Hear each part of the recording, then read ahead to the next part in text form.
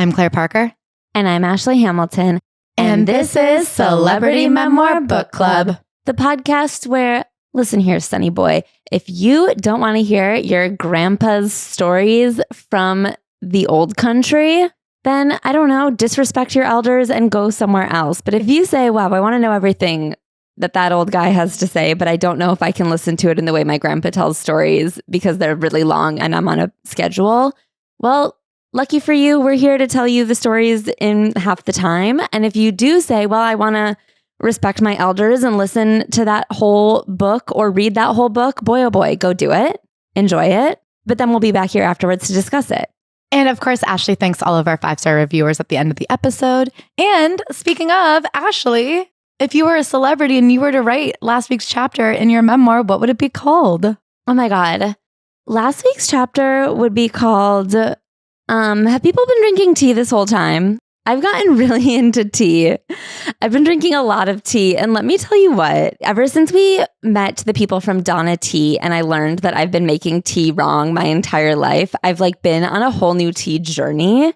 I've been drinking 4 cups of tea a day, and every single tea, I'm I guess I'm becoming a superior version of myself. I'm about to become one of those people who just believes tea is the cure for everything.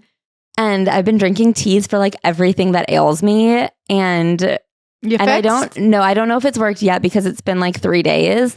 But I feel in 2 weeks, if you come back and you're okay, is she hovering off of the couch and glowing? It could be because of the tea. What are you liking about it so far? It's like drinking water, but more delicious.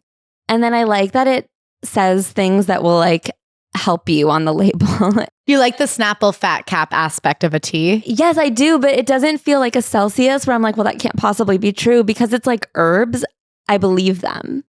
Okay. So when they say this will help you combat congestion, you're absolutely. Whereas when Celsius says there are no side effects, this can't hurt you at all, you're well, that's not true. I am sprinting right now. Yeah, I'll drink it anyway, but I get why that's a lie. But with tea, I'm no, they wouldn't lie to me. It's tea. Why would tea lie to you? And what's the worst case scenario? You drink too much tea. Nothing from the earth has ever hurt somebody. That's so true. We say that every week. We always say when you're walking in the woods, eat every berry you see. When bug swallows rocks, I go, that'll only make her stronger. That's so true. The rash on her belly this week. Was this just strength oozing out of her veins? Yeah, it's just strength pus, we call it. Claire, how was your week? Really good. Okay. I'm so happy to be home.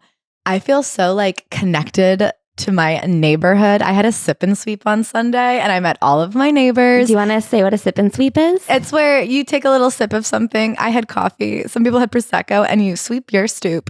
And I will tell you, it seems like maybe someone swept the whole block the day, but there weren't a lot of leaves out, which was questionable for this time of year. You would say all week when I saw people sweeping their stoop, I was almost don't do it now. We're doing it later.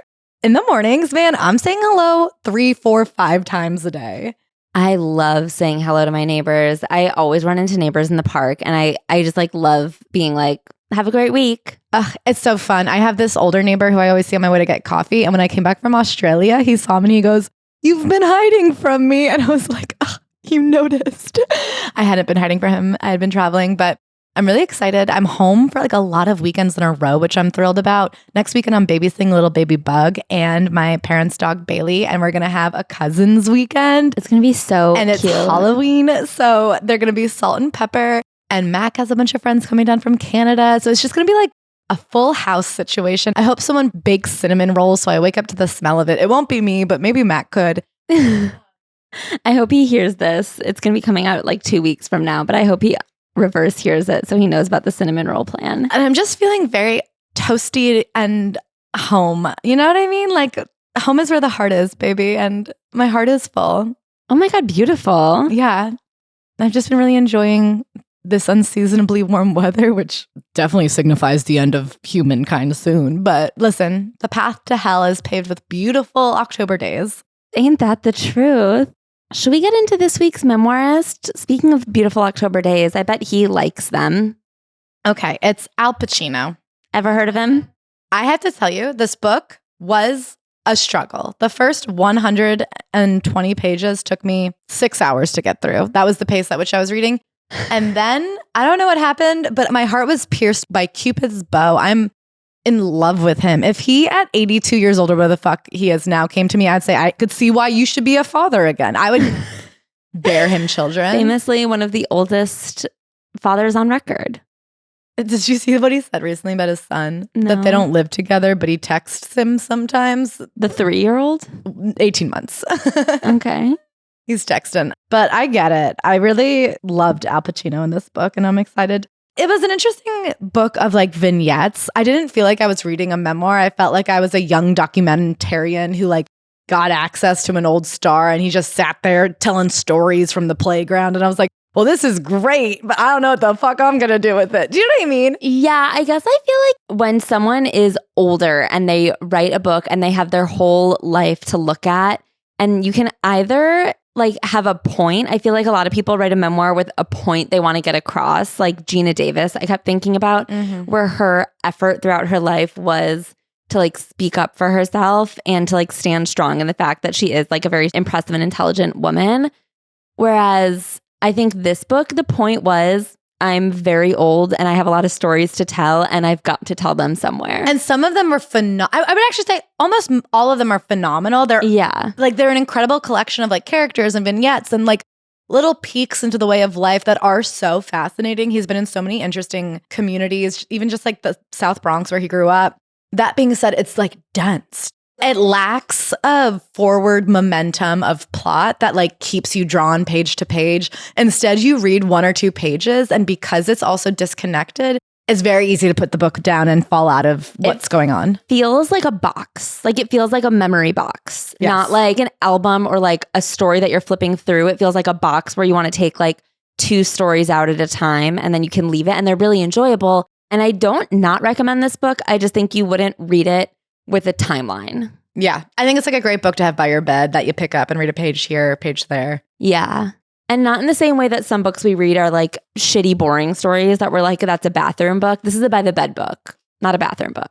I'm in love with him. I thought this was one of the funnier books we ever read. I was like laughing out loud. He's a goof. He's so funny, and he's such an actor, and he's so intense and fucked up, and he knows it. And I love him. He's not doing that much about it. Yes, he did. He was in therapy for 5 days a week at one point in his life. Yeah, but what did he do to fix it? Like, I get that he's going to therapy, but then he's like still has an 18-month-old that he texts sometimes. That's victory, baby. I believe, as he says, so shoot me. I think he says that because the critic didn't like his movie. He just goes, okay, so shoot me. Okay. And that's the kind of shit that I'm like, I relate to you, buddy. I know, we do that all the time on TikTok. Someone will be like, I don't like your videos. I'll go, come to my house and kill me. I'll DM you my address. I'll put the gun in your hand. You just got to pull the trigger. Just aim. And I feel like me and Al Pacino have that in common. Where we're just like, you didn't think I was good back then? Okay, kill me. I wish I was dead. Sometimes people will comment and be like, you have a really bitchy way of analyzing people, and I don't think that you should be posting videos like this. And I'll say, hopefully I drop dead soon and you'll get your wish. And they'll be like, that's not what I meant. This is really intense. I'm intense. Okay. It starts with chapter 1, a blade of grass. I was performing since I was just a little boy. My mother used to take me to the movies when I was as young as 3 or 4. She did menial work and factory jobs during the day. And when she came home, the only company she had was her son. So she'd bring me with her to the movies. She didn't know that she was supplying me with a future. And so he talks about being raised by a single mother. His parents were like 18 and 21 when they had him and immediately got divorced. He doesn't have any memories of his parents together when he was young. Being an only child and being a child of a single mother and being in a time in history before we had televisions in the house and things like that. He's like, I would just sit around and think about the people I'd seen in the movies.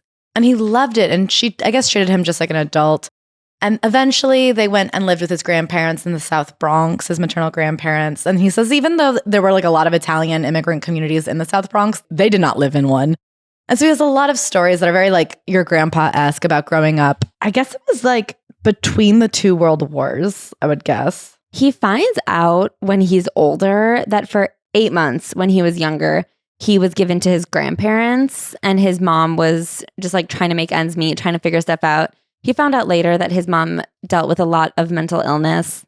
And he was like, oh, when I was a kid, I was taken away from my mom. And that is why I have such problems. That like kind of leads him into therapy, but it's something he didn't even know about himself for a long time. Mm-hmm. He grew up in a real like tenement style apartment. There was 3 rooms and they were all filled with him, his mom, his grandparents, whoever was coming through town, a cousin, an uncle, an aunt. He always just remembered never being alone. And at first he was just like the little boy there who cracked everybody up and tells stories and become these characters. But eventually by the time he's like 8 or 9, he starts leaving and he has a gang of friends. Petey, Bruce, Cliffy. They all end up dying by drugs. And he goes, that could have been me. That should have been me. I'm the only one who made it out. And he later has this realization looking into the mirror and he says, oh, it was my mother. Like my mother loved me. He's like, as much as I had an absent dad and my mom was obviously very depressed and worked and didn't have a ton of time for me, but she's like, at least she did care. When I was gone all day, she asked where I was. And he's like, I had more than my friends had. And that's what kept me alive. At one point when he was younger, his mom attempted suicide, and it's not something he really understood until much later in life. But there was always this like fear that she was going to leave for good. She came back to our house alive, and I went into the streets. Well, she went to Bellevue for a while and did inpatient treatment and got electroshock therapy for her depression. So that was like kind of the background of what was going on at home. And I will say like part of what makes this book so hard to like get into, I think, is, I mean, he tells you this, but he's really focusing on the stories of, oh, you know, that time Cliffy and I, we got into a fight with the neighborhood boys and they stole my glove. And I said, Pops, I got no glove, but we didn't have a second nickel. So we would spend all day looking for pennies.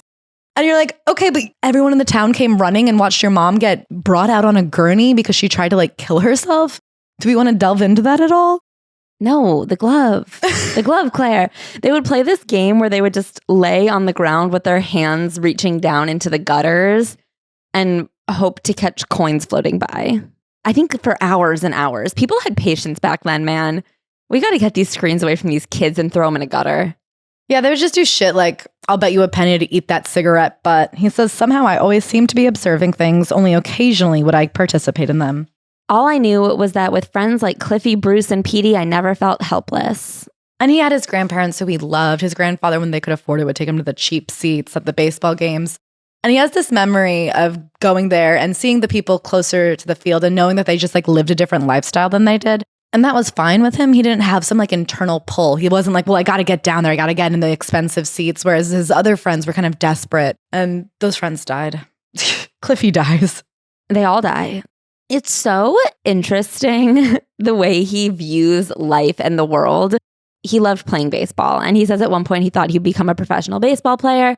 But then when he like one time saw the junior leagues practicing, he was like, oh, even the people who aren't good enough to be professional baseball players are way better than me. Guess I won't be.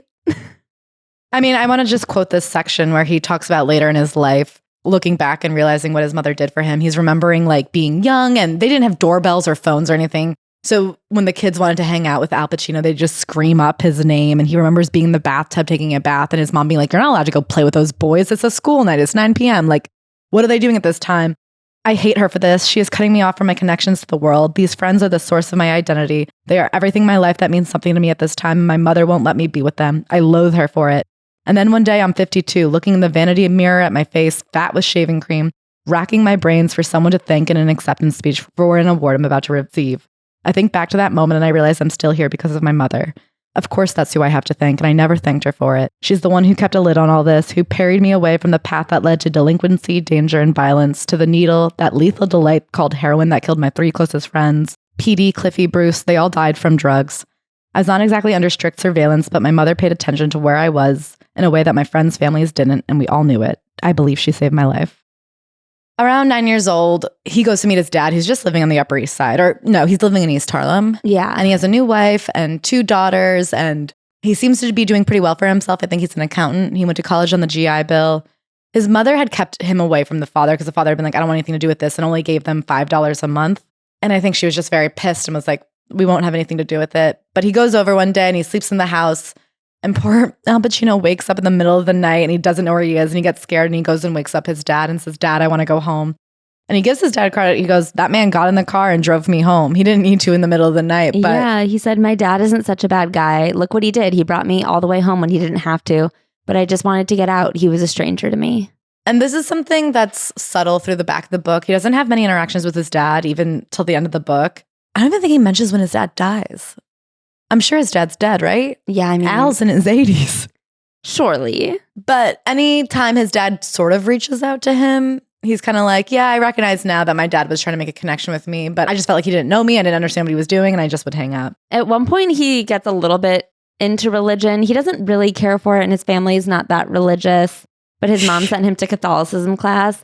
And then he gets so scared that he's going to become a saint.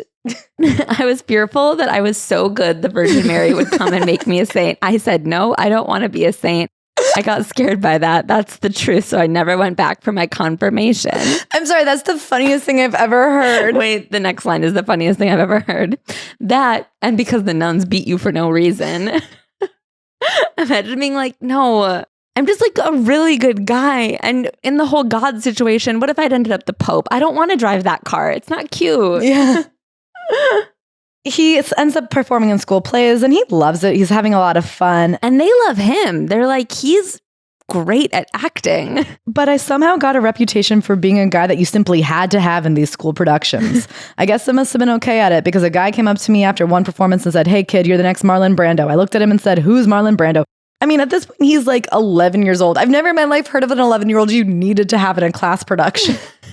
I don't know. The idea of going to a school production and having to watch anything but your own kid because you're trying to be a good parent, it's hilarious. Imagine walking up to someone else's kid and being like, you're the next Marlon Brando. Marlon Brando is sexy, no? But he has a teacher who sticks up for him and does something pretty incredible. His like 8th grade English teacher goes all the way to his apartment on the 5th floor walk up, knocks on the door and says, your son must keep acting. He's incredibly talented. And he says his grandma was like, what the fuck are you talking about? And even his mom was like, poor people can't act. Look at Clara Bow. I actually listened to the Shameless episode on her life story.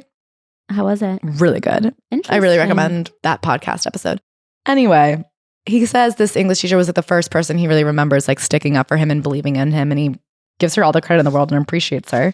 He was also in a play that both of his parents came to see. And he was like, wow, being in a play can unite anybody. I feel like that's not the first time we've heard that exact sentiment from the child of divorced parents. Yeah. Listen, whatever you want your kids to do, what you have to do is give them a horrible home life and then give them one beautiful memory from like astronaut school, okay? Oh my God. My brother wants my niece to become a professional tennis player. So I wonder. They need to break up right now. She's almost 1 year old. I know. And then if they like reunite only for her tennis matches and then like maybe. But only when she wins. And like have a beautiful meal as a family when she wins and scream at each other if she loses. They cannot validate losing. Yeah. Maybe even like make her sleep in the car if she loses. Okay, that to me almost goes too far. I think you have to like... Oh, that's like what Pauly Shore, that's what happened to him and he's kind of a menace. Yes, like the Andre Agassi story. I think what you have to do is you can't make it explicit what you want from them. You have to make them think they planted the seed in their own head of like, if I want people to love me, I have to be good at tennis. Yeah. But you can't say, I'll only love you if you're good at tennis because then they rebel. Tricks of the trade, parents. I wonder if she'll be good at tennis. It seems like they're happy, so no. Okay, so he's going to all these plays as a kid and he is sopping it up. He sees The Seagull by Anton Chekhov and it like changes his life. And he starts being like, I could just read plays whenever I want. So he's like, I always had Chekhov, Dostoevsky, my buddies in my back pocket. He loves reading plays. He's always just like walking around New York City reading plays. He also went to a performing arts high school with Cliffy, but then Cliffy gets expelled. For doing something insane. Cliffy's crazy. I mean, I do think Cliffy ends up dead pretty soon after this. Yeah. But Cliffy was like, I'm going to grab the teacher's boobs. And then he does. He like does this thing where he whispers something really offensive to the teacher. The teacher, back in the day, you were allowed to hit students, which maybe we should bring it back with the iPads and the nonsense and the chat GPT. Maybe a little physical violence brings these kids into IRL, if you know what I mean. We got to get them out of the iPads and into their bodies. And what better way than a stinging of the face? Yeah, keep your head on a swivel, man. Oh, taking notes or you won't get hit. Anyway, Cliffy grabs the boobs and looks at Al, and Al laughs because he's like shocked, but he says, I loved Cliffy and I was genuinely horrified by this trespass. The lack of respect for our poor teacher was depraved. But he was laughing because what else are you going to do? He said he was shocked. And so, yeah, he gets in trouble, but Cliffy gets expelled and then he's kicked out of home. And then nobody sees him for years. And when he comes back, he's like been kicked out of the army and he's on heroin. Addicted to drugs. Yeah. I never questioned what I wanted to be. I never had a goal. Things either stuck on me or they didn't. And plays stuck on him. I feel like it's a different thing than Drive. Yeah. Because he's not intensely motivated towards success. It's just like a perpetual forward motion. He's like a tank engine, just like trucking forth. Well, he's obsessed with the craft. And I think even looking back to that funny thing about being scared he'd be so good at being a Catholic, he'd become a saint. There's something in him that told him he was going to succeed. And it almost gives him a calm that allows him to succeed. He has very frank conversations about his success with his friends throughout the career. And it's always interesting what they say. They either say like, you were just meant to be it, or they say, well, you saw the crack and you went, like, it seems like everybody always said, oh yeah, it's going to be you next. And he never doubted it. And I guess he was incredibly talented, but he also says he never cared about the success. He only cared about being an incredible actor and what it was to be alive in that one moment. You're understanding a character and becoming this universal soul. Ugh, I love him. So he has this moment where he had seen a play that made a big impact on him. And then he went to a diner and he saw one of the guys from the play behind the counter at the diner. And he was like, oh, that's what acting is. You do your art at night and you're money earning during the day. And he was like, I'm happy to live that way forever. His mom finally gets a boyfriend, an older man. They're going to move to Florida. They're going to move to Texas. And Al's pretty excited because that means he gets the apartment to himself. At this point, his grandparents had moved to a nicer neighborhood, like 233rd Street. Yeah, I don't know how many blocks away that would be. But anyway, they're in a nicer neighborhood and he's a teenage boy. He's a piece of shit. You know, teenage boys. Teenage girls get such a bad rap. But I'm like, a teenage boy will shoot you in the head. Like, teenage boys are insane. A teenage boy is like grabbing his teacher's boobs for fun. Yeah, they're like, a teenage girl, she's a moody bitch. A teenage boy, he's like assaulting people. He could be homicidal. I don't know. Teenage boys scared, like they are in gangs. Gangs. I'm sorry your daughter called you fat. That kid kidnapped me. Anyway. So all he can think about is that he's going to get his own apartment and he's so excited. And then out of nowhere, this guy dumps his mother via telegraph. She's in the kitchen and gets a phone call being like, I can't do it. It's over. I'm sorry. Don't hate me. He is kind of mean to his mom about it because he was looking forward to having the apartment to himself. He says, I knew that was too good to be true. Those words were ugly. It was one of the most terrible things I ever said to her. How could I say that? I was disappointed that it was done to her in the first place and it bothered me that she was hurt. But it also bothered me that she wasn't going to get out of the house and leave it to me. My mother did not react well to the breakup. It just about crushed her. She was a Tennessee Williams character, fragile and uncontrollable. She was diagnosed by doctors with what they call anxiety neurosis. She started spiraling and needed electroshock treatment. So they didn't have the money for this treatment, so she wanted him to drop out of school and get a job. And he did end up dropping out of school. I don't know if it was because of that or then there was this other incident where the school is going to be featuring one student in the newspaper. As like the star of the Performing Arts Academy. So he gets interviewed. They photograph him. Their high school is by the Port Authority and it's called Performing Arts Academy. So they call it PA. And I kept being like, is he going to school in the bus depot? And then I finally realized it was just an unfortunate coincidence. Yes, he was. But still, I was just like, is he literally just standing in line for a bus while people are like, dance, cry? So he's going to be featured at this performing arts school as like the star student. And then they just changed their minds and they were like, okay, this kid has an Italian name and that girl is beautiful. Well, so that's what he thinks happened. That's what he thinks. Whatever happened, it got swapped out. There was a redhead who got the job. Some girl was featured instead last second. Losing this opportunity didn't bother me. I didn't believe they were being biased. Performing arts was trying to get more students to attend their school, and this was just the status quo at the time, so I left. It's so interesting to be like, it didn't even bother me to lose the opportunity. I did drop out of school, though. I didn't care at all. I just gave up on everything.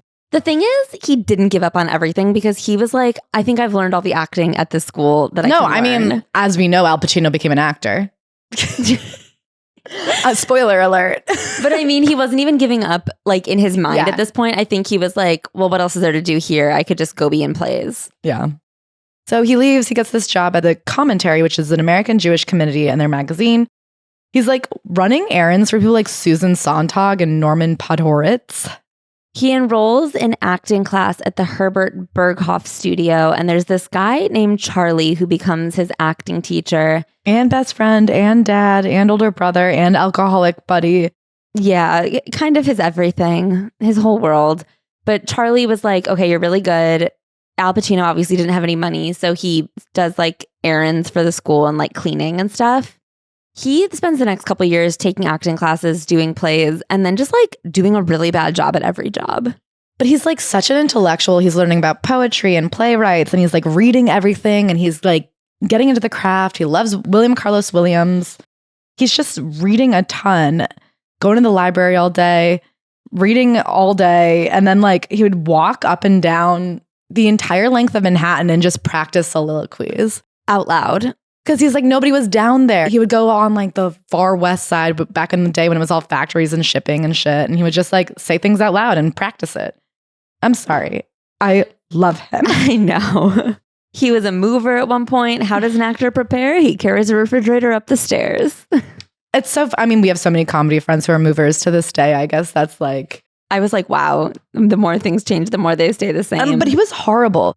At one point, he was like moving something. And so he went downstairs to get more stuff. And he ended up just finding a Christmas party.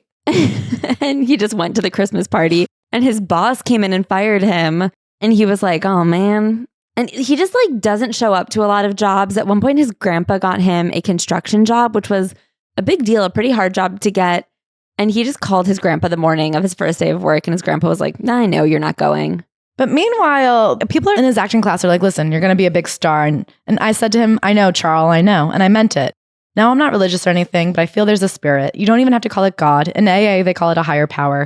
Whatever it is, whatever you think it might be, that was mine. I believed it would happen, although it wasn't something I was preoccupied with at the time or really thought about at all. I just always assumed that's what was going to happen, and I accepted it. Whatever this acting thing was, I could do that. Okay, this book makes me believe in manifestation. I know we talk a lot of shit about manifestation, but the fact that he just believed at all. Can I say, but that's like, to me, why I don't believe in manifestation. But he didn't do anything to make, like, we're always like with Law Roach, we're like, yeah, you were extremely prepared and you showed up and you did the work. Al Pacino did not show up. That's not true. He shows up more than anybody else. That's so untrue. He is so committed to the craft. I mean, he's going to that actor studio and giving it all he has. Okay, we'll get to the parts. There are a lot of times where he, like, his first big audition, he just, like, missed. I know, but he prepared his dick off for it. But then he didn't go to it. But the thing is that he went to the next one, and what mattered was the preparation and the talent and the, like, commitment. You can't look in the mirror and say something 55 times in a row and then come out confident. You just are confident and you are committed. And I think because he didn't care about the commercial and the success, he cared about like entering the characters. And to him, it was just so important to find this universality on stage that's like, he knew it was going to happen, because if anybody tries anything for 50 years, their hardest, it'll happen. And he was prepared to do that. I guess the thing is, I don't believe. Al, are you listening? I love you. I guess to me, that's why this is different from like the planning and preparation people versus like the showing up and doing people. Because we talk about this with comedy all the time. Like if you just like show up and do it constantly, eventually like you'll get opportunities. But I also think that if you miss all of your shows and don't show up, eventually people will stop calling you no matter how many times you've walked the streets and practiced your set. But here he is, 80 years old. I feel like I understand him as an artist. Like I understand that personality of being like, I'm going to do all the work and like have all the friends and like try really hard. But he has a certain line he doesn't cross. He has certain things that he can't get showing up. That was one time. It was like 4 times. Okay, but the man worked for 80 years. But the first 10, I'm like, how does he keep getting opportunities? I got it. This is a collection of stories like that to like kind of get you to see him in a certain light. You know what I mean? Like, I think he's trying to show you when he was 19 years old, he was like a young idiot. Yeah. You know what I mean? He's like, I stay up all night working on this thing and then I miss the audition like an idiot. That doesn't mean that for the rest of your life you can't be successful. I mean, you never made a dumb mistake at 19? No, I did. But okay, we need to get to the rest of the story because there are like a handful of things where I was like, wow, it really was just like him and the universe making things happen despite all actions. Okay, I feel very differently. I feel like you fell for his ruse. I guess I did. I guess you get him. You're his next wife. I get him. You're his first wife, I guess. Yeah. I respect that he has a complicated relationship with marriage and I don't need a ring. So he's in class and he meets a guy named Martin Sheen. You know him? He calls him Marty. You might know him as Martin Estevez. They become friends. Martin is also a hot shot, like one of the guys that everyone's looking at being like, that guy's going to be something. They're roommates for a little bit. The apartment that Al grew up in, Martin moves in to help split the rent. And there's just like always artists coming through. He's like, anyone from that era came and hang out in our apartment at some point. Joan Baez came by. He's like, we never spoke, but I knew she was something. I mean, he does like really get across. I think there was this culture of acting that was coming to Manhattan at the time that was like downtown, and it was paving the way for what would be off Broadway, and they were trying experimental things, and it was really being taken seriously. And he says people like Marlon Brando like paved the way for this sincere acting. Gives a lot of credit to Marlon Brando and Dustin Hoffman for like reinventing acting for men. And it's so funny because he goes, by the time I got famous, it wasn't like the old day. It was with big Hollywood. And I'm like, I guess that's just true. Every generation goes, well, we're not as famous as the old days. Yeah. So he gets an audition for America, but he misses it. And then his mother passes away. My mother was gone. You see it. It was too late. I was too late. He gets a call in the middle of the night from his friend being like, you have to go check on your mom. He runs uptown. By the time he gets there, she had already passed away. She had died like Tennessee Williams had died, choking on her own pills, on her regurgitation of them like so many have. She was lonely. Therapy, moderation, security, these things could have helped her. I knew I was going to be able to supply her with that and more, but I don't think I ever told her that. I don't think I ever said that I was going to succeed and I was going to take care of her. It sounds like an Odette's play, but it's true. I knew that in a few more years, I was going to be able to help. It's one thing to think it, but how do you tell anyone that you're destined to be successful? Who would believe you? So then he's grieving for a while. He just starts like forgetting things, losing track of where he is. I was zombie-like. I was in a state. It was impossible to accept at that age, unfathomable to lose a mother. He gets a job working as an usher at the Rivoli Theater in Times Square. He says it was the first place he ever saw like a multi-sided mirror so that he could see himself from all angles. And he was like, this guy's going to be an actor? Eventually, he fired me for looking at myself in the mirror too much. He goes, it was a beautiful thing the way they fired me, like a ballet. The house manager was all the way up on the balcony. He made his way down the theater's colossal winding staircase, pointed at me and said, now you're fired, and continued to the lobby. He never broke stride. What a graceful way to get the axe. I almost applaud him. And then he has this job delivering copies of show business newspaper. And he says he would just walk around with a bottle of wine and a wagon. And sometimes it rained and they gave him a poncho that covered the wagon. He would just get so drunk by 10 a.m., sitting in the rain, singing, I feel fine with my bottle of wine, just like up and down. Him and Charlie would just like hang out and get drunk and talk about Chekhov. I would drink at night and pop pills during the day to calm down. I was always looking to be calm. At one point they have a falling out, but luckily it doesn't last long. They were just in different places. I mean, they're both like fucked up people. Charlie's about 10 years older with a wife and a daughter. And they just keep having each other's backs. At one point, my granddad said, come live with us, live with me, live with us. I was really bawling. He just said, come here, come live with me. I was stunned, but I didn't go. I stayed where I was. I had moved out of the Bronx by that time and found a low rent rooming house in Chelsea for $8 a week.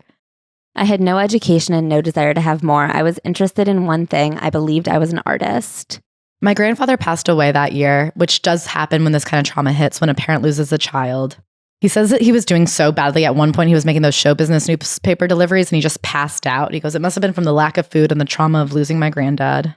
So then he starts working at the Actors Gallery in Soho and doing all kinds of plays there. I was working with other experienced actors. They were giving great performances and I was part of it. And then one night on stage, just like that, it happened. The power of expression was revealed to me the way it never had been before. I wasn't even searching for it. That's the beauty of these things. You're not even looking for it. A door was opening, not to a career, to success or fortune, but to living in the spirit of energy. I had been given this insight into myself and there was nothing else I could do but say, I want to do this forever. He goes, all of a sudden in that moment, I was universal. I knew I didn't have to worry after that. I eat, I don't eat. I make money, I don't make money. I'm famous, I'm not famous. It didn't mean anything anymore. And that's lucky in this business when you don't care about that. So he is kind of down and out. It's the early 1960s. Martin Sheen was doing so well. And he was in an off-Broadway play that was like kind of a big deal.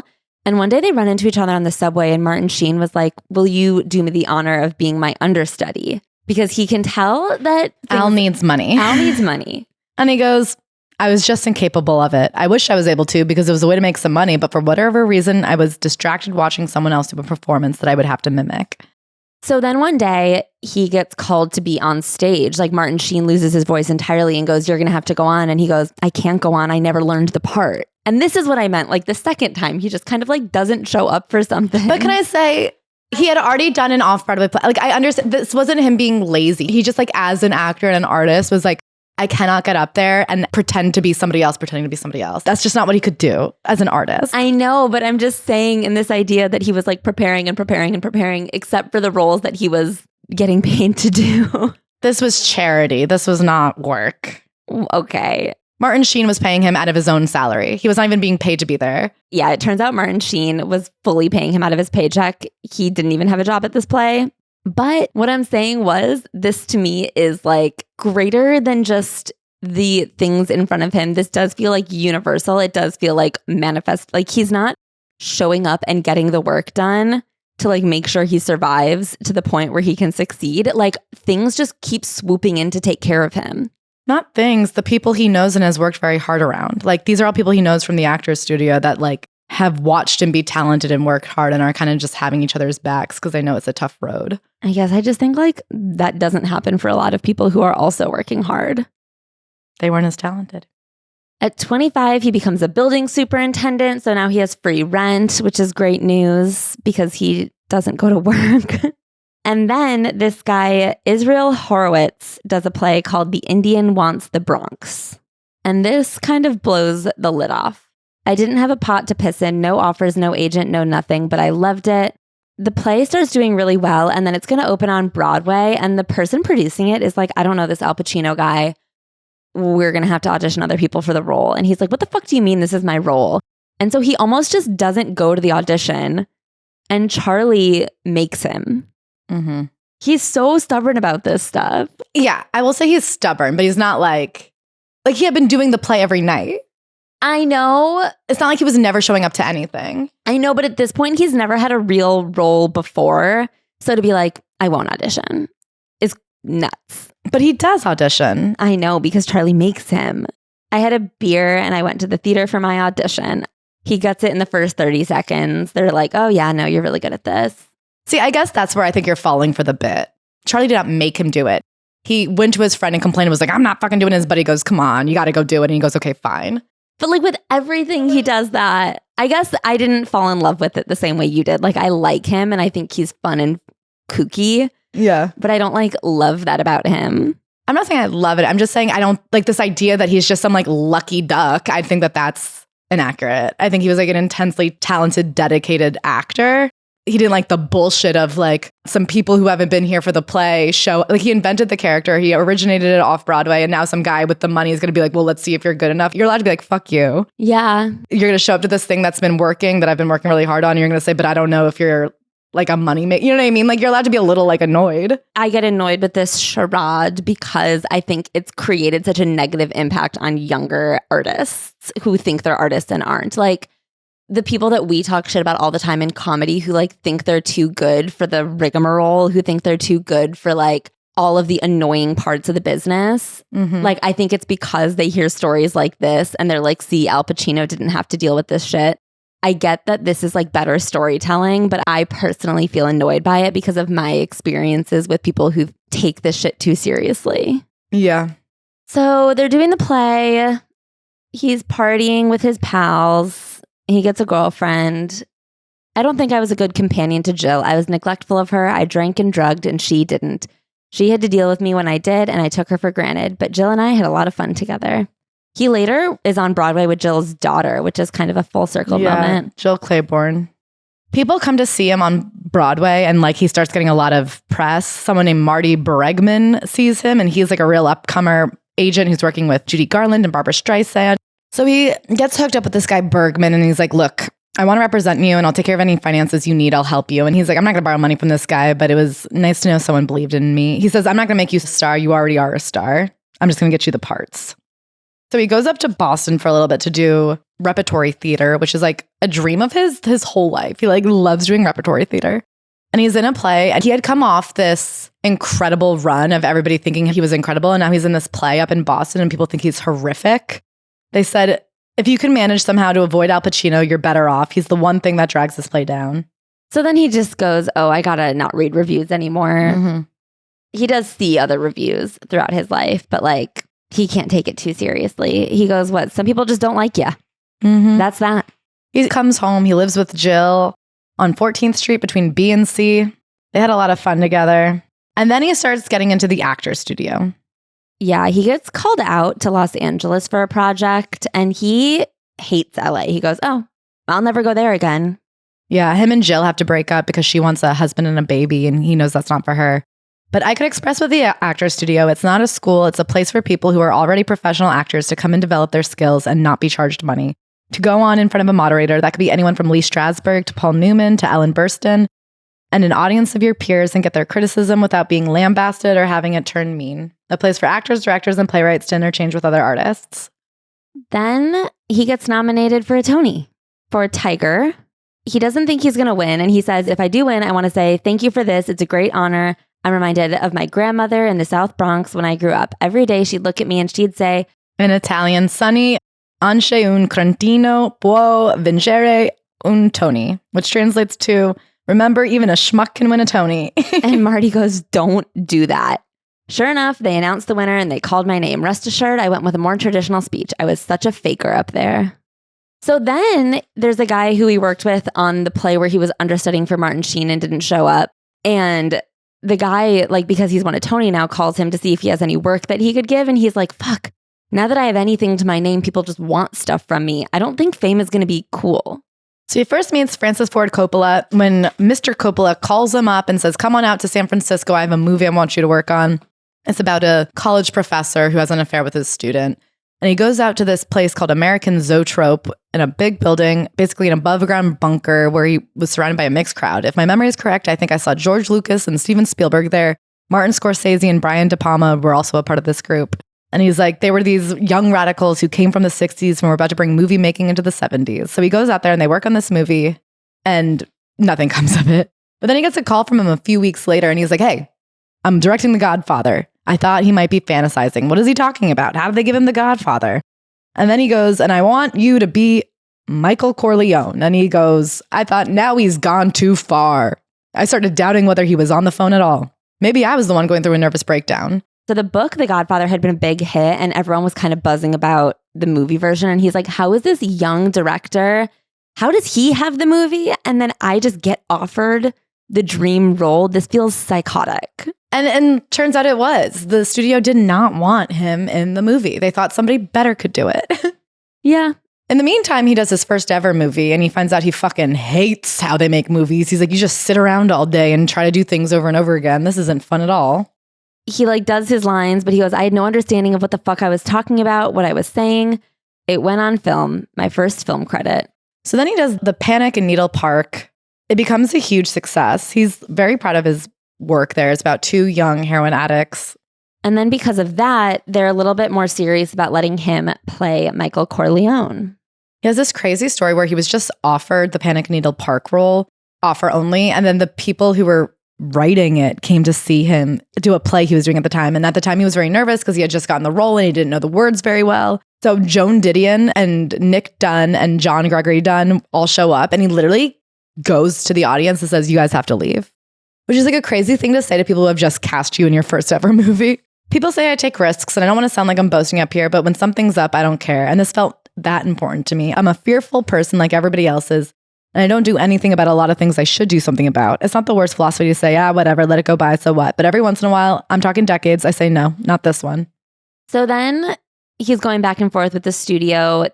Francis wants him to play Michael Corleone. The studio doesn't want him. They auditioned a bunch of people and he goes, but here's the secret. Francis wanted me. He wanted me and I knew that. And there's nothing like when a director wants you. It's the best thing an actor can have, really.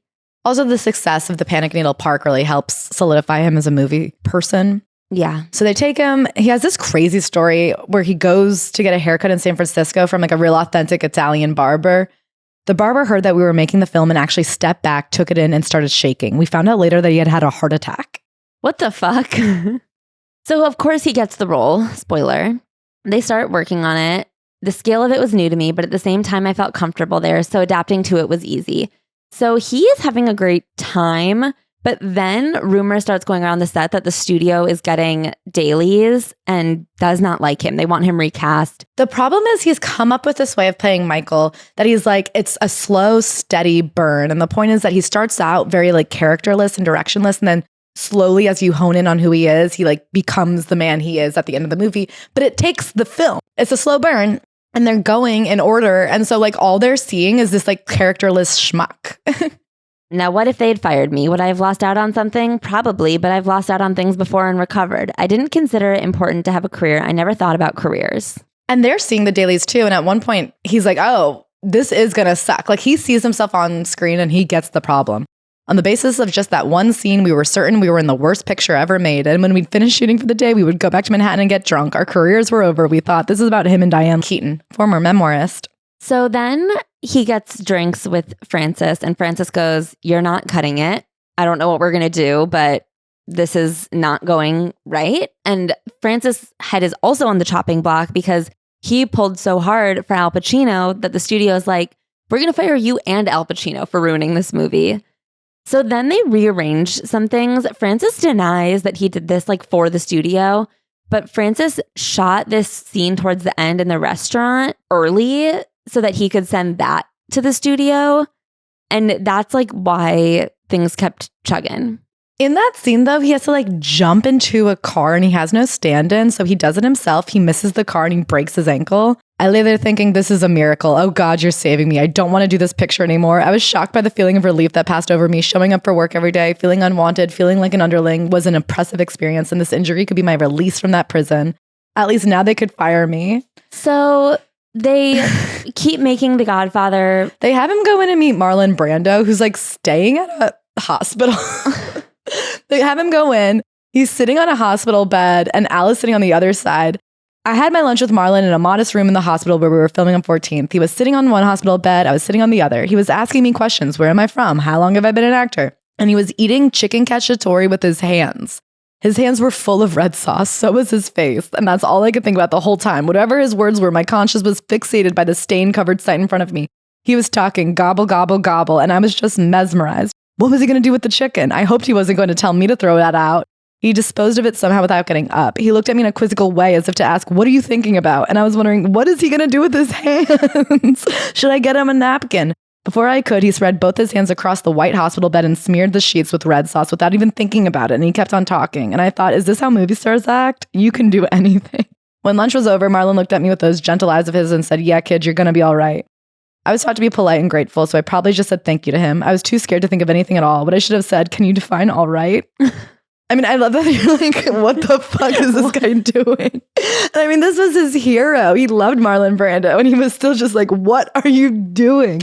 He goes to Sicily for the first time. He feels very connected to his roots. And then they finish making The Godfather, and he's broke as a joke.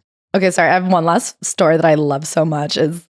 See, this is why I think he like tells these stories to be self-deprecating because obviously he was quite successful in The Godfather. Yeah. But the story that comes out about it is like, everybody hated me. I also thought it wasn't going good. I broke my ankle. And then I watched Marlon Brando eat cacciatore with his hands. And then he tells this story about they're doing the wedding scene in Sicily. And Coppola says to him, okay, I want you to go over and talk to the background actors in Italian.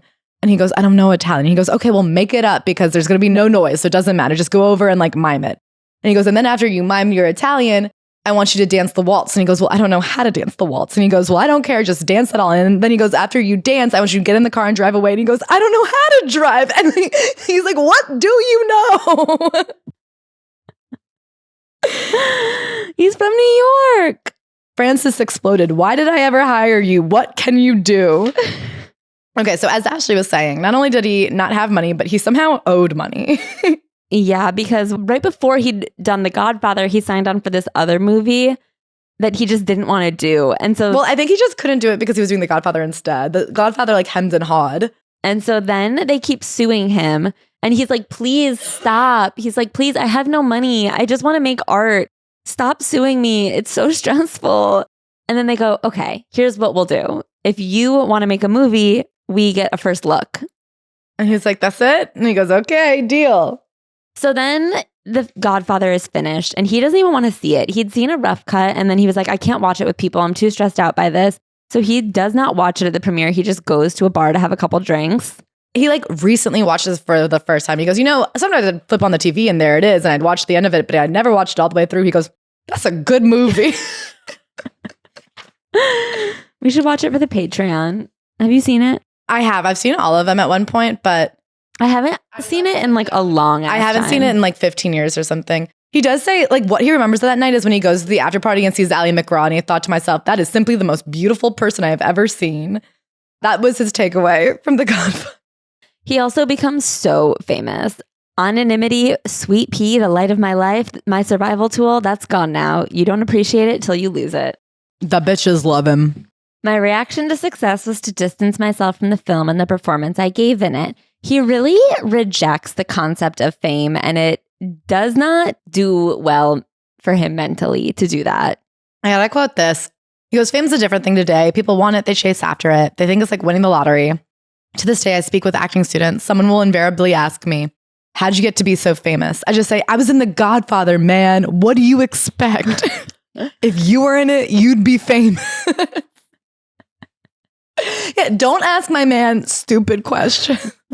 How'd you get to be so famous? He's in something like the most all-time famous movies of all time. What kind of stupid fuck question is that? The Godfather followed me everywhere I went and overshadowed everything I did. I was shy about it, and the world wouldn't let me be shy. They offered me the role of Han Solo in Star Wars. There I am reading Star Wars. I gave it to Charlie, and I said, Charlie, I can't make anything out of this. He calls me back, neither can I. So I didn't do it. His big thing is that he will do something that he has a connection to, whether or not it's going to make money, whether or not it's even going to come out, but he has to feel a connection to the role, unless he's dead broke. Yeah. Which I respect. Me too. And sometimes he's dead broke. And he is like, it's hard to know the difference because sometimes you just need to push yourself for a role, and sometimes my mind needs expanding. Maybe I'll make a connection in a role and I won't know until I try. But there's other times where I'm like, no, that sucks. But then there's other times where I'm like, wow, I really want to do it. He also sometimes just doesn't want to go anywhere. I didn't want to do Scarecrow, my first film after The Godfather. I'd gotten comfortable in New York and I didn't want to leave the city. But he does it. He does it. They actually finish it 17 days early and he's like, wow, nobody wanted to do this movie. But then it comes out and it's kind of a hit. Yeah. He also gets kidnapped. He was like drunk and this girl was like, I'll drive you home. And then they're driving and he goes, where are we going? And she was like, I'm kidnapping you. And he goes, nope, I'm jumping out of the car. And she was like, oh my God, Jesus fucking Christ, I'll drive you home. I mean, he's so crazy. He goes, because my memory of making Scarecrow was not a good one. I didn't care for it when I first saw it. It wasn't a commercial success, though it won the grand prize at the Cannes Film Festival. Oh, no big deal. He's kind of a goof. So he goes up to Boston and does Richard III, which is one of his favorite Shakespeare things. Plays, I guess they're called. Yeah, it's a play. And then he has this girlfriend named Tuesday. She gets offered a role in it and she's like going to be in Boston with him, but he didn't want to mix business and pleasure. So he was like, no, she can't. And he feels bad about that. He really regrets it. Yeah. He might have really had a longer relationship with Tuesday if he'd not been kind of a dick about the Shakespeare thing. He does so bad in the play up there that they say that he set Shakespeare back 50 years. And he goes, why didn't they say 100? And then they're like, why don't you try it on a smaller theater? And they send him to the Church of the Covenant. And then he connects, he understands, he gets it. And he's like, oh, this play is perfect and I'm obsessed with it. He's also not doing well with his drinking at this time. I didn't know it, but alcoholism was creeping up on me and I was struggling in my usual way with my romantic relationship. At one point, Jackie Kennedy Onassis comes to his dressing room after the play and he offers his hand for her to kiss it. And he's like, I learned that day that you need a little bit of time. Say, he's changing clothes. Like, get your mind right before you accept visitors or you might do something fucking weird. He goes, God only knows what I was thinking. Why would I ever do that? Please tell me, what's wrong with me? I must have believed I was dreaming. Perhaps I was hallucinating. So then he gets nominated for the Oscar for The Godfather, and he doesn't go because he doesn't think it's cool to go. And he's also really anxious around big Hollywood events. No, he says it's not because he didn't think it was cool. He said it was because he was scared and like didn't want to. He was just stressed about it. Yeah, but he has like 3 pages about like reasons he didn't go, and one of them is he's like, no one was going to stuff. I don't know, you just don't go. But the word gets around that he was nominated for Best Supporting Actor, whereas Marlon Brando was nominated for Best Actor, and people think, oh, he feels that he got snubbed because he's supporting. But he's like, that wasn't it. I wish I had heard the rumors so that I could have said, that's not it. I was just scared. I was so concerned with staying out of everything when I was younger. I thought the less you know about me, the better chance I'll have that you will appreciate what I do when I'm playing a role. So I stayed quiet. Hey, man, I wanted to be there. I was just afraid. I was reclusive. I just wanted to be alone. So then he's in the movie Serpico, which is a cop who's like gonna take on the corruption of the cops. I'm here to say from the future, it didn't succeed. The taking on the corruption. They're still corrupt. Yeah, the movie, I think, did well. But, you know, Eric Adams, he's still pocketing dollars here and there. And they fire the director and they're like, okay, hire a new director. And he's like, what do you mean I have to hire a new director? They just make him do it. So he hires Sidney Lumet. They clash, but they like respect each other. So I went out to Lemit's place in East Hampton to see if he was the right director for Serpico. And I'm still dumb as a donut. I don't know what I'm doing. I'm looking around his home and he starts kind of in a way criticizing me. He said, "You're working things. I don't know. I have a problem with it sometimes. I do things a little different," as if to say, "Hey kid, you're not so great." And I'm thinking, this guy's insulting me. I don't even know him. And he wants the job. He wants to work with me. But directors have insulted me throughout my life. I didn't defend myself mercifully because I didn't know how. He was my superior intellectually. This guy gets the job. They're working on Serpico. He breaks up with Tuesday because he can't really be in a relationship while he's working on a project. I could see a pattern already starting in me, some innate understanding that work is work and romance and life comes second. I mean, he is like crazy. So he talks about the first time all the men of the movie get together. They go to Dino De Laurentiis' house. He said it was like on the top of a building in Central Park. Peter Moss is there, Waldo Salt, Norman Wexler, Sidney Lumet, and Marty Bregman. They're talking and he goes, "I have an idea for the music in the movie." And he goes, "Here's how I hear it. There's no music for the first 30 minutes, just sounds of the streets and everything else. And then as the story of Serpico gets more and more intense with the graft, the money, and the corruption, the music starts to build and there's this slight, almost barely audible chorus. And I begin to sing, 'Serpico, Serpico.'" There was dead silence. They were stunned. I just looked at them, waiting for the laugh. Bergman had to turn to them and say in the driest speaking voice I've ever heard him use, "He's joking." Serpico turned out pretty good. It got me my second Oscar nomination. So he goes to the Oscars this time around. Oh he my never God. felt like he belonged there. He's insane. Okay. He gets fucked up. I had just learned what the wet look was. And when I came out of the shower and saw my hair still soaked and sopping, I thought it looked good on me. Bergman saw it and offered his verdict. "You fucking idiot." And he sat there with me, frantically blow drying my hair before the show started. As it got drier, my hair rose higher and higher like a souffle. Dude, that look is for Christina Aguilera. It's not for you. It's also not literally being wet. It's gel. It's a wet look. It's not being wet. We've all been there, man. I can't believe how much he's like an 11-year-old in a pool at all times. So he's there. He's fucked up. At first, Diane Keaton thinks his little bits are funny, but then everyone's kind of sick of it. And after an hour, he's like, "They're not even close to my award. They forgot about the Best Actor award." So he says to Jeff Bridges, "I got to get out of here. Look at my watch. They're not even close." He goes, "We're almost at the hour. They're just not going to do the Best Actor award." And Jeff Bridges goes, "It's 3 hours. And I go, "Oh, okay. Thank you." I was numb after that. I was vaguely aware when it came to announce my category. I was blotto. I'm sorry. How does this guy not make you laugh? He does make me laugh. I think you can be funny. Sometimes I'm annoyed by people I think are very funny. So then they come up with the Godfather Part II, and he won't do it because the script sucks. And it turns out they had actually written Part 2 before like Part 1 had even happened because they wanted to be like locked and loaded in case this thing came to a series. So they keep offering him more and more money. It gets up to $600,000, which is a lot at that time. And then he goes in and they have a box of $1 million. And then at one point, Francis Ford Coppola has to call the studio and be like, "Stop offering him more money. It's not about the money. It's about the script. We just need a better script and you can save your money." So they go out to San Francisco and he just like rents a room in the Hotel Fairmont with his friend Charlie. And Coppola keeps sending him new versions of the script and they keep giving feedback until they get to the script to a part that they want. So then it's a go ahead. They have a script they like. Lee Strasberg gets cast in it. And it was like a crazy experience because he has Charlie on set as his acting coach. Marty Bergman is his manager. And then Lee Strasberg is there as an actor. And he's like, "All my dads in one room." He has this funny story about Lee that I really related to where he's like out on Fire Island with his family and they're all swimming the ocean. They keep trying to get him to come in and he won't go. They keep calling out to him, "Come in the water. It's great. It's warm. Why don't you come in the water?" And he answered, "I think the water's fine. I just don't want to get involved." And that's like how I feel. That's how I feel about pools. He represented a certain artistic ideal and something to me that was familial. He would offer me cryptic advice like, "You're very sensitive, so you have to watch what you eat."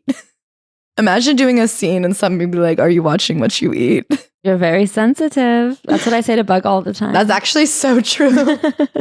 Bug is newly allergic to grass. That's the new thing. That's preposterous. People are allergic to grass all the time. Not dogs. Yeah, they are. You need to bubble wrap that bitch. So he's working on this movie and he is like working his ass off, but he really excludes himself from the gang with the production of The Godfather 2. Yeah, it's important for him to match up with his character and feel more and more isolated. So even though he has a lot of friends, he stops talking to them. And by the end, he's just like alone and depressed. I was going through something that was not as severe as depression, but a certain melancholy had settled in me. A cloud moved in on me. My social gene just wasn't developed yet. I was escaping the fame thing and all that came with it. He keeps saying this. He kept going, I was young, only 34. He considers himself young until he's about 56. I'm like, I'm 32. I don't know that I'd be like, well, I was so young. Yeah. Maybe when I'm 80, I'll be like, oh my God, when I was 33, I was so young and stupid. Him and Coppola have kind of a falling out. They're fighting. And he talks a lot about how he's been labeled difficult. But he's like, I'm not difficult in the sense that I want a big trailer or this or that. I'm difficult because I have a way I think it should be done. And I take a lot of care in my character. And something that was considered really annoying to him was he would be like, you know, you do sides for an actor. So you film one person's face and then you film the other person's face. And he'd be like, if the other person did something that I wasn't expecting, I'd have to say, well, reshoot mine because I need to react to that, how my character would react. And it is I feel for the betterment of the movie. But I mean, this movie turned out well, I think. Godfather 2? Never heard of it. I think if you talk to film bros, they'll say, arguably, Godfather 2 is better than Godfather 1. Yeah, he says he loves it, but it was just a different type of movie. And he worked really hard on what was going to happen with his character. And he saw me in the role, gave me a great opportunity, fought for me, and yet we were worlds apart. I actually reached out to him recently and asked him about that time in our life together during The Godfather Part II. He couldn't recall it and couldn't quite say, but I remember it is a period when we were somewhat distant from each other, and I'm very grateful it didn't last long. So now his drinking is a problemo. He's getting like hallucinations. Yeah, he starts seeing shit and he's like, uh-oh. And Charlie, he goes to AA and has to get sober. And so then he's like, well, I'll get sober too. And he says he goes to AA and it's just not for him. He just kind of weans himself off alcohol. He goes, it wasn't anonymous for me, so it wasn't that good. He does the movie Dog Day Afternoon, which is about a bank heist. And that one was really good. He talks to an old friend from acting school and he says, hey, Sully, how come you didn't make it and I did? He said, you took a door that was open a crack and you just went through. I said, why didn't you? He answered, I was taking a bite of a hot dog. I related to that. I feel like I'm over here hot dog eating. So some of his actor friends start dying. Two of his good friends, John and Norman, pass. Like Cliffy, Bruce, and Petey, it was a good thing I understood how to be alone because it was becoming a bad habit. His fame after Dog Day Afternoon gets pretty intense and he does not enjoy it. I took drugs and I drank. I wasn't living the high life. My manner of coping was low-key and private. I was dealing with tremendous anxiety, nerves. I'd had a lot of trouble with drinking. So then he starts blacking out a lot and then he goes, okay, I need to get help. So he gets sober and he also starts going to therapy 5 days a week. He goes, come on, buddy, you've got to get your head shrunk because your head gets so big, you need to shrink it. Totally. He's like, it's nice to have someone pay attention to you. He fell in love with the process. He goes, he says, listen, if you want to go, go. It's the best thing he ever did. I used to have a recurring dream where I go to my psychiatrist's office, but I can't find him anywhere. He's in the building, but he's unavailable. I'm at the door and there's not even a buzzer I can press to let him know I'm there and no way to let me in. That was my dream. Now I have that feeling about my agent. Al. You and me both, kid. So then he does this movie called Bobby Deerfield that was such a failure. They like gave him a car during the production of the movie and then the movie was such a flop they took the car back. But he gets a hot girlfriend out of it. Yeah, that's good. She's Swedish and fancy. Her name is Martha Keller. And he's like, we didn't even like each other at first, but we were so goofy together. Like we looked preposterous. We just started dating. Making films without drinking wasn't solely what brought me back into the world, but it was a step. Right after I started going out to colleges in Los Angeles and the Bronx and around the country, I did not take any payment for these appearances. I did it as a contribution to these schools. And I would have paid them because it was therapeutic and very valuable for me to get out there and start speaking. He also says there's like all these rumors that he doesn't like his audience. He's like, what are you talking about? And they're like, well, you never do interviews or anything. And he's like, what? No, I'm just shy. He's just such a goof. And then he's in the basic training of Pavlo Hummel and he wins his second Tony Award. So then he's working on this movie called Injustice for All that isn't that notable except for the fact that he was in LA working on it. He had to do this scene out in California, which we know he hates going to California. And he was walking down the street and he saw on a marquee that they were showing the old Scarface movie. So he goes in to watch it and he was like, we should remake this. You guys ever heard of Scarface? Man, something crazy that he says in this is basically in his haze portraying Tony Montana after that famous shootout scene where he has a machine gun. He grabbed the gun and he was burnt to the gun and he had to heal for 2 weeks because his like skin melted to it. And during that time, they had 2 weeks without him and they just kept reshooting that shooting scene. Like from different angles, more people getting shot out the windows. And like that's why it's so fucking intense because they just had 2 weeks to kill where they were like, more guns. Depending on how you look at it, you could say Scarface was my most successful movie I ever did, but not right away, not even close. In fact, it's part of a group of films that made me quit the movie business for almost 4 years. I got wrecked for it. And after that, I was down and out for the count. He did this movie called Cruising, which did not paint gay people in a very good light. And he kind of felt bad about it, so he donated his paycheck for it. He goes, I never told anybody. I did it anonymously, but I took all the money and I put it in a trust and I donated all the interest and stuff. So then he kind of gets back to plays, does author, which he loves. And so then he starts doing Scarface, Tony Montana. And he is like, I'm not trying to do another gangster unless it has an angle I haven't done yet. And I guess he looks at Tony Montana and he goes, there's an angle here. I mean, there was an angle there.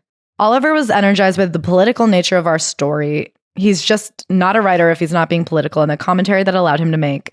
I loved Oliver and I continue to love him. I saw him as a madman whose madness would come and go.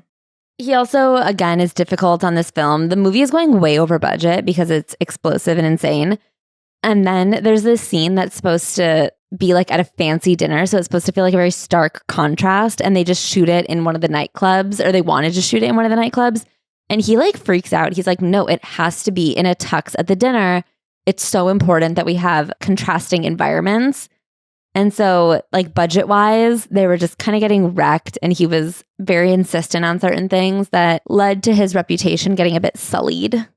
Around this time, he's dating Kathleen Quinlan. Again, another woman he's very grateful for, really held him down during the movie. She's a very gifted actress. You can see her in I Never Promised You a Rose Garden. And then The Exorcist. And then she quit Hollywood. She just didn't like it. So the critics hate Scarface. And he was like, oh, the only people who were like in the theater for these premieres and for these screenings were like hoity-toity bitches. And the movie is awesome and fun. After a screening of it, Eddie Murphy was the only person who liked it. And he's like, Eddie Murphy's the only guy who gets it. He goes to the after party because he doesn't watch the screening, but he goes to the after party. And Liza Minnelli goes, these people just saw your movie. What the fuck did you do to them? He says, I'm an actor. I'm just an actor, Lisa. You should ask science. Those of us who had worked on Scarface were devastated for days. I don't know why it was surprising to anyone involved in Scarface that it wasn't received well by the establishment when it first came out. The whole film was a blatant indictment of the 1980s, and it went against the status quo. Warren Beatty was more sympathetic. He told me, we had a slow start with Bonnie and Clyde. Give it some time, Al. And he was right. To this day, it's still the biggest film I ever did. The residuals still support me. I can live on it. I mean, I could if I lived like a normal person, but it does contribute. Let's put it that way. I think if they were to release Scarface tomorrow, it would get the same reaction, stir up the same controversy. It's just too damn unwieldy.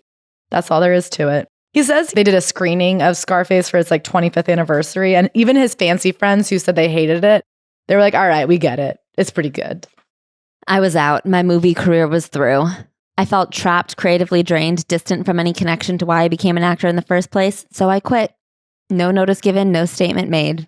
Right before he bowed out, he worked on this movie called Revolution, which just did not work. Years later, he tried to do a recut of it, even after the director had died, called Revolution Revisited.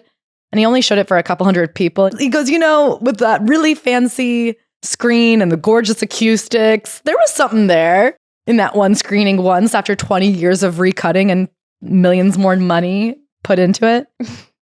But basically, he's feeling very frustrated with the roles he's being given. He's also saying there's so much expectation at the box office that he can't take the risks he wants. So his producer/manager gives him some really great advice. He says, don't spend your own money, make your own films. Don't get high on your own supply.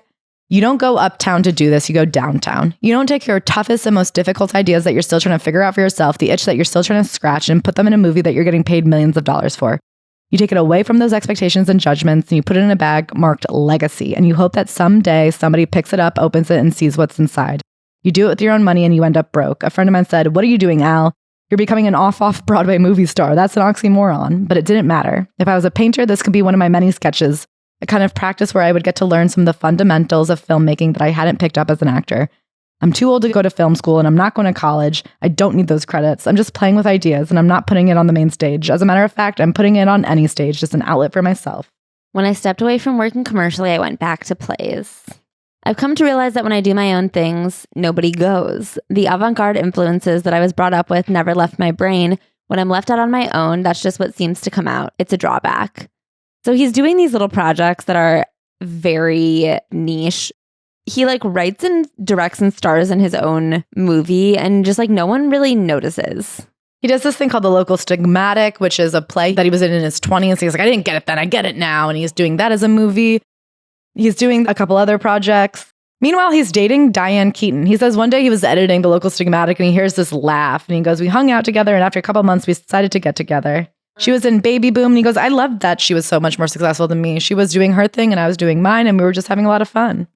Diane had a house in California, which I enjoyed. I'd go in and out as my sleepy, weepy self, and I was doing fine. So he's just like chilling.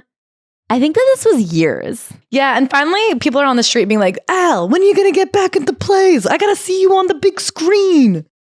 Meanwhile, it turns out he's fucking broke. Somehow I had managed to go broke, and I looked up and I had no money. I could say I got taken advantage of. I could blame my accountants. I could blame Marty. He goes through all the people he could blame, but he goes, I didn't want to. So he goes in to see his lawyer. And Diane is with him and she's furious. They go, listen, buddy, you have no money. Sorry about that. He had maybe under $100,000 left and she's furious. And she's like, how'd you let this happen? She goes, do you know who he is? Diane like throws the lawyer up against a wall. She grabs him by the lapels. Tell me who he is. He started to speak, but Diane jumped in again. Yeah, you're going to tell me. Oh, he's an artist. No, he is an idiot. He's an ignoramus. When it comes to this, you've got to take care of him. She meant when it came to my finances. And it's true. He is an idiot.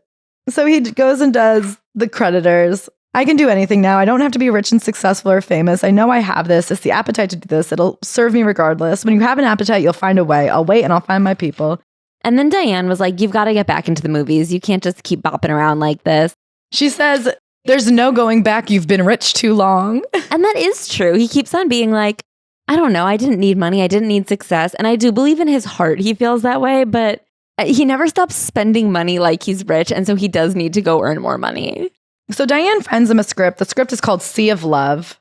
He goes, I want to be in a movie with Dennis Quaid. And they're like, what the fuck are you talking about? Dennis Quaid is busy. Okay, so they do Sea of Love with Ellen Barkin.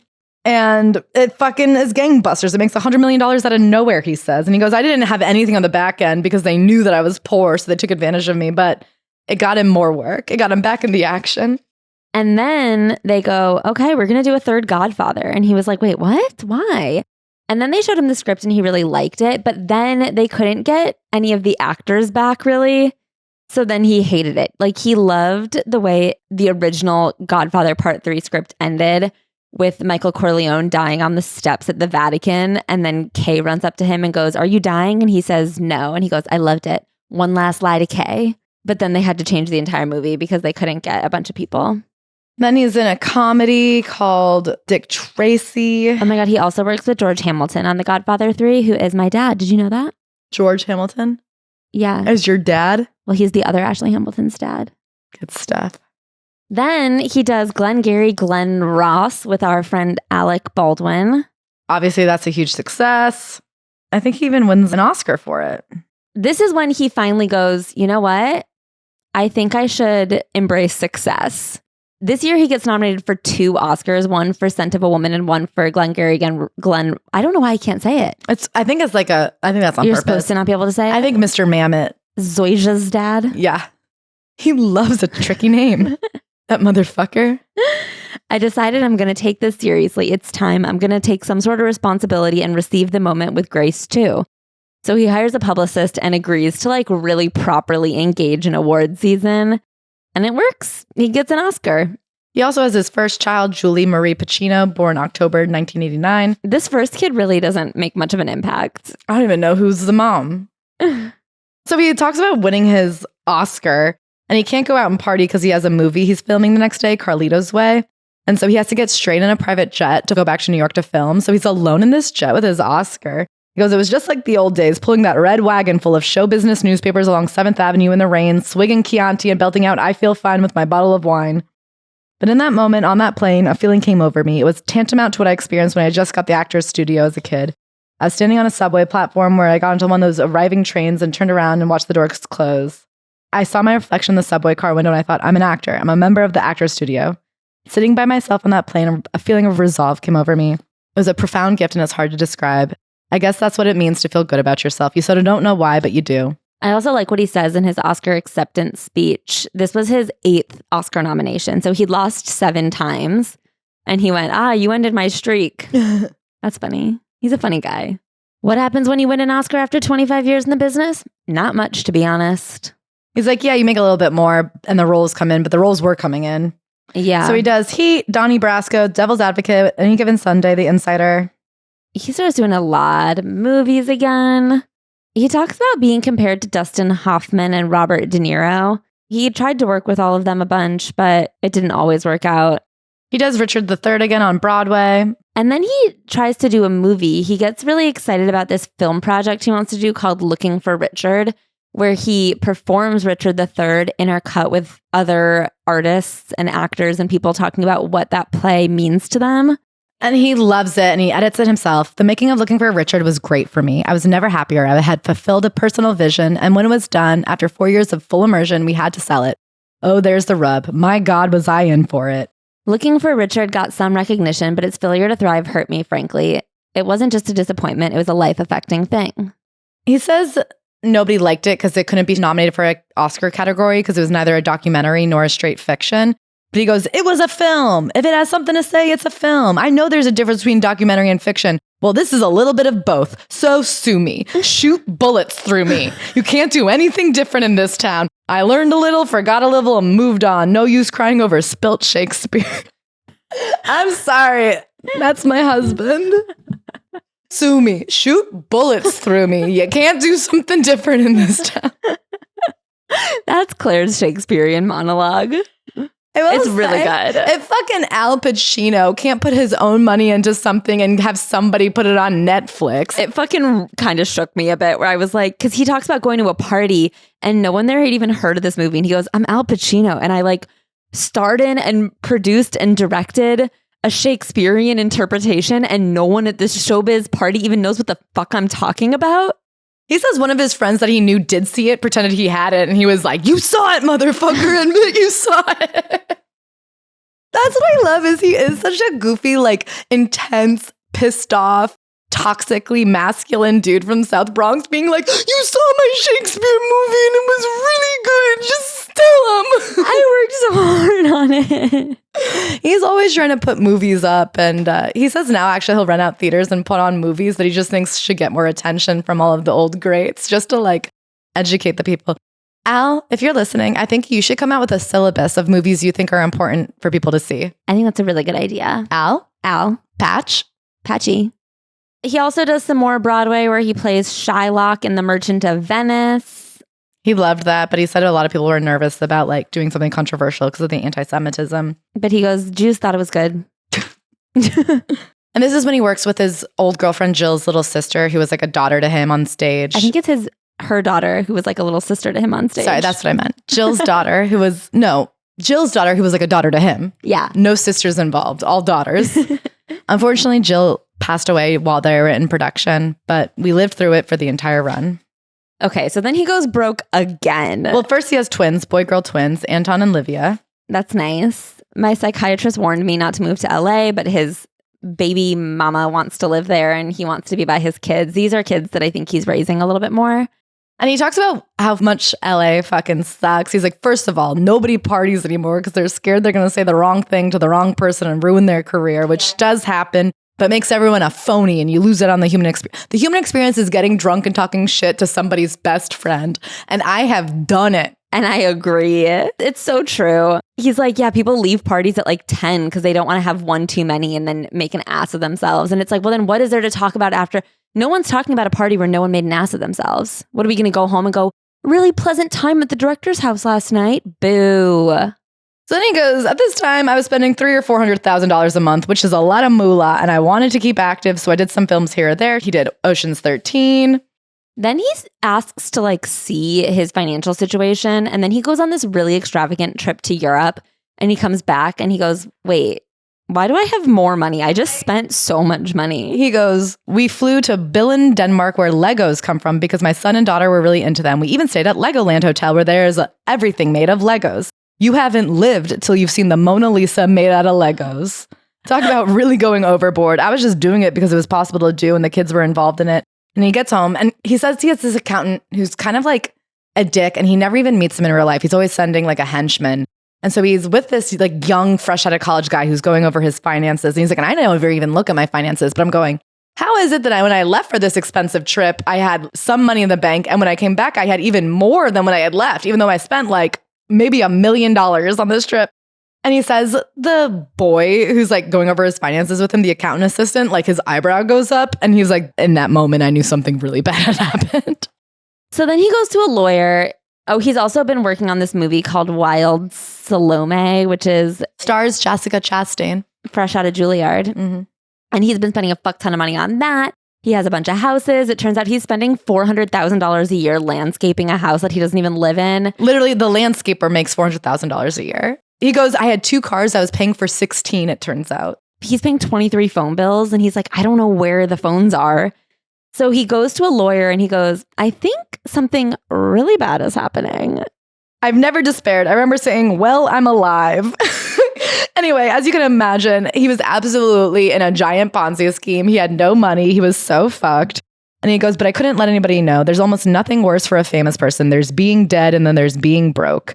So he starts doing commercials just because he has to. He makes a shit ton of money off a coffee commercial in Australia. And then he starts charging for all those seminars he was doing in colleges. Audiences came to see him do a seminar about Shakespeare and plays and acting and stuff. And then he goes, and then I did this movie, Jack and Jill, because Adam Sandler paid me a fuck ton of money to do it. But he's also like, you have to understand, I was so bad with money. I'd be in these movies and then we'd get to the end and they'd be like, we don't have an editor. We had to shut it all down. And he'd go, well, I'll pay for the editor. Like he's in these awful movies to make a huge paycheck. And then anything he loves, he'll like pay to get it over the finish line. He's like, I don't know. Once my daughter came home from first grade and said her friend's dad was broke. So I just gave him $65K. And he goes, and then it turns out I owe all these taxes, all these gifts. Like he like just was so fucked with money. I did always manage to get offers. Some of these films saw the light of day and others didn't make it. Then he keeps trying to go back. He goes back to Broadway to do a different role of Glengarry Glen Ross. And apparently he like bombs his dick off. He learns about teleprompters. At this point, he's in his 70s. And so that is like a lot to be doing. And he's like, you know, I learned the character. I get it in my soul. And then I go out and they give me the lines. And then I can get it from there. He goes, some days I do really good. Some days not so much, but I'm trying. Here's a cute story. He does inside the actor's studio. James Lipton asked me, what do you think God will say at the pearly gates? And I said, I hope he says rehearsal starts tomorrow at 3 p.m. He just loves what he's doing. And then he hits a point in his life where he's like, wait a second, I'm so old. I'm like a polar bear and it's getting warmer. I'm an endangered species. I'm at risk of extinction. I'm walking around thinking about what to do next. My world is closing in on me. Of course, just like every old dude, every old white guy has this dream he could be King Lear. That's like the last role left. It's women, once they turn 30, they're fucked. Men at 80, they're not fucked. They're just fighting for the same King Lear role. Yeah. So he's trying to do a movie about King Lear. Part of having a long career in acting means adjusting to your age. A lot of actors' careers have been curtailed because of their age. You find them on television in days gone by. Older stars would go on TV and get their own shows. He goes, I ended up having to do some TV. That's okay. Yeah, he won Emmys for it. He did like Angels in the Outfield. In America. Angels in America. And people loved it. And he goes, okay, I'm a man who has limited time left. Wait. He must have an EGOT then. Does he have a Grammy? Oh, no, he wouldn't have a Grammy. He's got a toe. I wonder if the whole point of this book is so that the audiobook can get a Grammy. Yeah. I think the whole point of this book, I'm guessing, is multiple points. One, a Grammy would be nice, but I bet he needs some money. I bet he needs some money. And that's what I was thinking while I was reading it. I also was like, I get why you would want to get these stories down on paper. So that makes sense. But also, this book is so goofy. I bet you the audiobook is like, can I say, quite a vibe. If you have any interest in this, I can't overstate how much I think the audiobook would be incredible. I might listen to it. Good luck, though. I just think these stories, like on the subway or something as a podcast, would be so fun. Yeah. He really does come from this like incredible era of like just sussing out acting. I also would like to say for the Grammys, I hope you EGOT this guy. There's no reason not to. Yeah. I ask myself, how can you be old and not feel old? I don't know how I got here. A lot of people who get past 80 don't know how they got here. Did I eat certain foods or do certain things? So then he also gets like a procedure done where his vocal cord gets paralyzed and the doctors are like, yeah, it's probably not going to come back. But then he just kind of wills it back. I don't know, man. He really manifests some stuff in this book. They're like, there's no reason for your vocal cord to start he got nominated again. For The Irishman. Yeah, he gets nominated for The Irishman. Next thing I know, I'm in House of Gucci. Oh, he dies. He doesn't know for sure. He might have just fainted, but he had really bad COVID. And a nurse came to give him fluids. And then they said there was no pulse for a while. And then paramedics come. He refuses to go to the hospital. He just kind of walked it off for a couple days. But he goes, I believe I died. Okay, this is like one of the more haunting things I've ever read. He goes, I have a reoccurring fantasy of waking up in my coffin. How about that? It's not a dream, it's a fantasy. I can think about it anytime I want to. I just don't advise it. Maybe that would be hell. It definitely would be. Instead of fire and brimstone, seeing the people you know who are merely hot. How about hell in a coffin alone and you can't get out? Maybe cremation is the way to go. I haven't made up my mind. Okay, if that is a thing, if you can wake up in your coffin, cremate me. I do not care if I am still a tiny bit alive. If there is any question of the matter, just light me a flame. I do not want to wake up in a coffin. That sounds like a Mr. Beast challenge. And then he talks about how he hopes he leaves his films as his legacy, as immortality. You don't have to miss me, just remember me.